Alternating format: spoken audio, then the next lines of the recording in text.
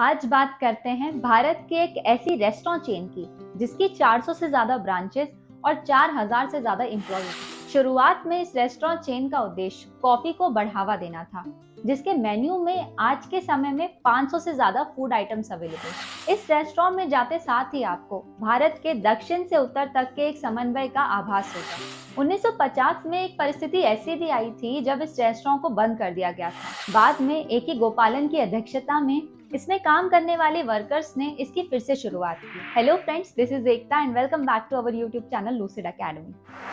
जी हाँ, आज बात भारत की एक ऐसी सबसे बड़ी रेस्टोरेंट चेन की जो पूरब से पश्चिम और उत्तर से दक्षिण तक की एकता को बहुत अच्छे से दर्शाता है। आज बात इंडियन कॉफी हाउस की, जहाँ भारत के पहले प्रधानमंत्री पंडित जवाहरलाल नेहरू से लेकर तत्कालीन प्रधानमंत्री श्री नरेंद्र मोदी तक यहाँ की कॉफी का स्वाद ले चुके हैं। कोई भी ऐसा बड़ा शहर या कस्बा नहीं होगा जहां इसकी ब्रांच न। अब इस ऐतिहासिक इंडियन कॉफी हाउस की शुरुआत हुई कैसे, आइए उस पर नजर डालते हैं। इंडियन कॉफी हाउस का शुरुआत में उद्देश्य अंग्रेजों द्वारा भारत में कॉफी की खेती को बढ़ावा देना था। जब भारत में अंग्रेजों का शासन था, उस समय भारत में कॉफी के प्रोडक्शन को बढ़ावा देने के लिए और लोगों के लिए एक ऐसी जगह बनाई जाए जहां इधर उधर के लोग आपस में इंटेलेक्चुअल या पॉलिटिकल डिस्कशन कर सकें। शुरुआती दौर में यहाँ पॉलिटिकल आर्टिस्ट, सोशल एक्टिविस्ट आमतौर पर आया करते थे और मुख्य तौर पर कोलकाता, दिल्ली और केरला प्रमुख ब्रांचेस थी। थोड़ी सी बात भारत में कॉफी की शुरुआत के बारे में भी कर लेते हैं।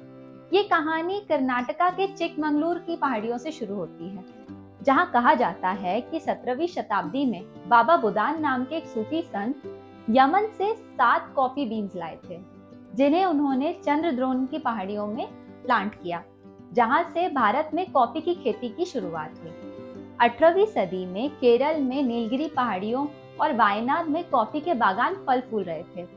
ब्रिटिश कॉलोनिस्ट ने कॉफी की खेती को बढ़ावा देने, संपदा स्थापित करने और भारत में उगाई जाने वाली कॉफी को यूरोप में एक्सपोर्ट करने में एक महत्वपूर्ण भूमिका निभाई। फिर 20वीं सदी में आते आते कॉफी बागानों का विस्तार कर्नाटका में कुर्ग और आंध्र प्रदेश में अराकू वैली जैसे क्षेत्रों तक हो गया।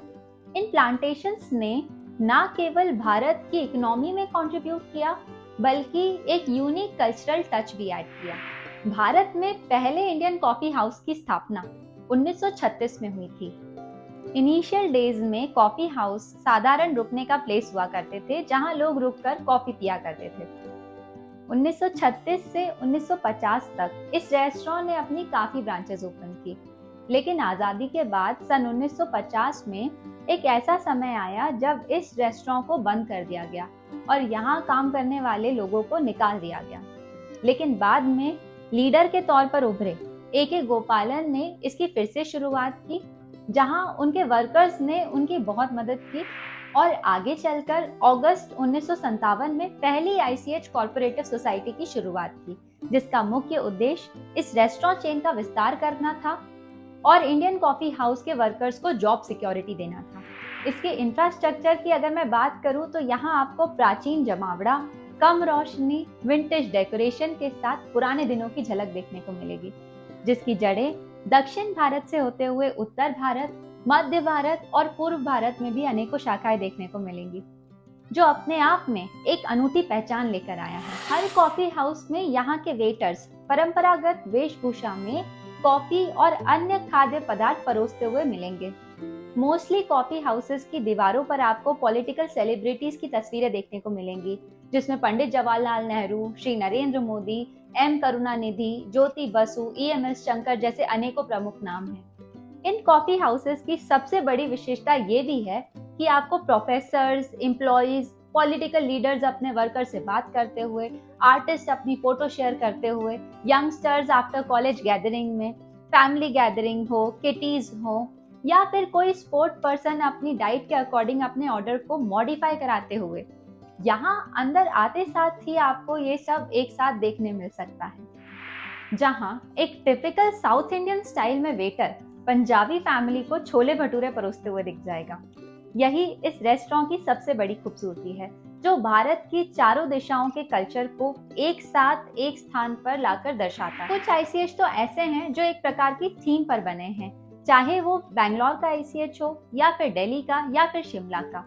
आज के समय में 13 कॉर्पोरेटिव सोसाइटीज हैं जो आईसीएच को मैनेज करती हैं, including opening of a new restaurant, maintenance of heritage coffee house, as well as employees की सैलरी से लेकर उनके वेलफेयर स्कीम तक। और इतना ही नहीं, इंडिया के अलावा आईसीएच की कुछ ब्रांचेस पाकिस्तान में भी हैं। आजादी के बाद कराची में और लाहौर में जो ब्रांचेस थी, पाकिस्तान ने उन्हें अभी तक संजो कर रखा है। हाँ, बस ओनरशिप में चेंजेस हैं, पर ये बात किसी भी भारतीय रेस्टोरेंट चेन के लिए एक गर्व की बात है। समय समय पर इन कॉफी हाउसेज ने भी उतार चढ़ाव देखे हैं, फिर चाहे वो 1950 का दशक हो या फिर हाल ही में आई कोरोना महामारी का काल हो, जहां पर ऐसी भी कंडीशन आई थी जब इस रेस्टोरेंट ने अपनी अस्तित्व की लड़ाई लड़ी हो। लेकिन हर बार यहाँ के वर्कर्स के सपोर्ट की वजह से ये मुसीबतों से बाहर निकलता आ रहा है। अकॉर्डिंग टू वन रिपोर्ट, आज लगभग 4000 रेस्टोरेंट में से 85 से 90% कॉफी हाउसेस प्रॉफिट में बिजनेस करते हैं हर महीने, और employ satisfaction is also very good. अगर मैं बात करूं क्यों ये रेस्टोरेंट ग्रोथ की तरफ आगे बढ़ रहा है, तो इसके कुछ प्रमुख कारण हैं, जैसे कि इन्होंने अपनी मेन थीम या मोटिव प्रमोशन ऑफ कॉफी को बढ़ावा देना नहीं छोड़ा। इस चेन ने हमेशा प्रयास किया है कि यह हर एक ऐसी चीज का ख्याल रखे कि आने वाले कस्टमर को इन रेस्टोरेंट में वही पुराना अनुभव मिले जहां पर सोसाइटी के इंटेलेक्चुअल्स चर्चा करें। आज भी यहाँ के वेटर्स उसी ड्रेस का पालन करते हैं जो आज से 50 साल पहले थी, फिर वो चाहे कैसा भी मौसम हो या फिर भारत के किसी भी कोने का रेस्टोरेंट। इन्होंने हमेशा अपने मेन्यू का ख्याल रखा है। कॉफी थीम के अलावा इन्होंने हर रीजन में अपने मेन्यू को मॉडिफाई किया है, फिर चाहे वो नॉर्थ में छोले भटूरे हो या फिर ईस्ट वेस्ट में ढोकला या वड़ा पाव हो। और यही नहीं, इन्होंने हर वर्ग का भी ख्याल रखा है अपने मेन्यू में, जो कि इनकी यूनिकनेस में 4 चांद लगाता है।